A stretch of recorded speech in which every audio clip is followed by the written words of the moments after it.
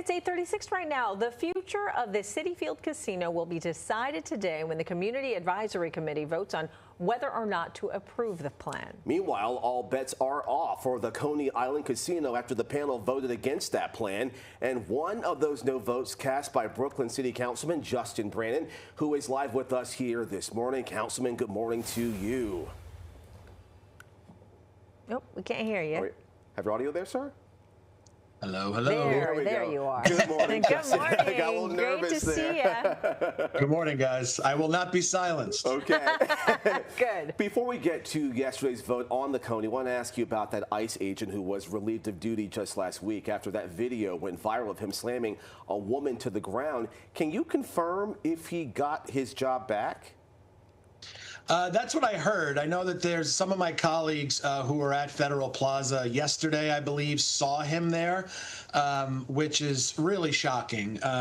Look, I think desperate times call for desperate measures, and strongly worded letters are not going to save us here on the slow march to authoritarianism under Donald Trump. I support Assemblyman Carroll's call on the governor to get the Department of Public Service and Con Ed to shut down the power to 26 Federal Plaza, or at least threaten to shut down the power, because clearly we're dealing with a house of horrors over there where horrific conditions and people are being denied their constitutional rights, and it's not going to stop until we really take some serious, desperate measures. Yeah, I mean, it was awful to watch, answering it with violence. Any word on that woman, though, in the video? Is she facing deportation charges as well as her husband? We've reached out to ask for some details. You know, that they obviously haven't been very forthcoming with us. But look, no mother should be thrown to the ground by an armed agent in front of her children, and no child should be left screaming outside a courthouse, right? ICE has basically become Trump's little Gestapo army. It was created to protect us, but now it's become this rogue agency that's terrorizing families, and this is all political theater, and it's disgusting, and it's, again, it's the slow march to authoritarianism. And we need to really take action here. So we don't know the situation with the mom or the kids? No, we've reached out to ask. We haven't heard anything. I know what you guys know, what I saw in the video. I saw the ICE agent slamming the woman to the ground in front of her kids. That's not law enforcement. That's just brutality.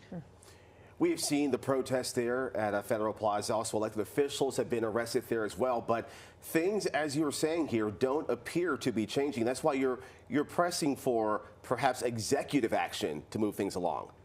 That's right. Assemblyman Carroll and I did a press conference a couple of weeks ago calling on the governor to get the Department of Public Service to basically, they can command Con Ed to shut down the power to 26 Federal Plaza. The state provides power to that building.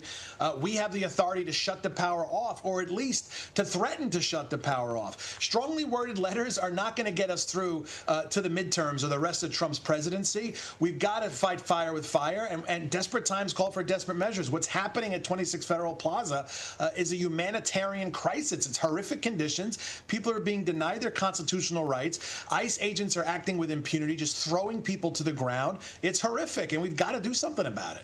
All right. Well, let's switch gears now and turn to yesterday's vote. The $3.4 billion Coney Island Casino project rejected by the advisory committee. So just a quick question, though. Is there any chance that that vote could be overturned and the project could make any kind of a comeback? No, I mean, the vote yesterday was overwhelming. That's it. Yeah, that's it. 4 people voted to disapprove, 2 voted to approve, and it doesn't get advanced to the location board, so it's dead. It's DOA.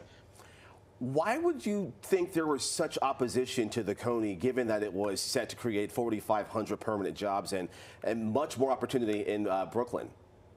So look, I've represented Coney Island for a couple of years now. It's been the honor of a lifetime to represent this world-famous neighborhood.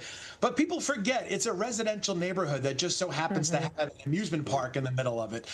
There's a lot of things that Coney Island needs. A casino is just not on that list. And, you know, we are open to new development in Coney Island, but we want things that are going to complement the neighborhood and not cannibalize it. I have no doubt that the casino would have done great, but it would have come at the expense of all the historic businesses that surround it, and would have sucked up all the oxygen and honestly made things worse and exacerbated the problems that we're already having. What could be an alternative plan then, real quickly, that could bring the same amount of jobs to that area? I'd love to see a water park get built. I'd love to see anything get built that does not take away business from the nearby community, from the nearby businesses. So there's a lot we can do. I don't think there's a false choice to say, well, we didn't get the casino, now we got nothing. I think there's a lot we can do, and I'd love to work with a developer that owns half the neighborhood to find something that the community can actually support. Okay, we have to run. Real quick question for you on an unrelated topic. Your feelings about Mayor Adams dropping out of the race?